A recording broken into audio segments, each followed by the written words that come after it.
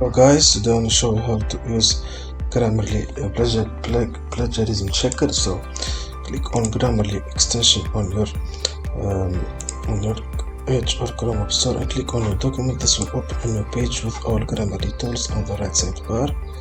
So you have the AI writer. So this will enable you to rewrite your document and avoid the duplicate. Here is the plagiarism checker. So this will analyze your text, search for plagiarism, and it gives you the percentage of plagiarism in your text. So if it's 100%, your text is totally copied, but if it gives 0%, your text is unique. So this is the plagiarism checker, how it works. So this is pretty much it, guys. If you found this video helpful, don't forget to like, subscribe, and leave a comment.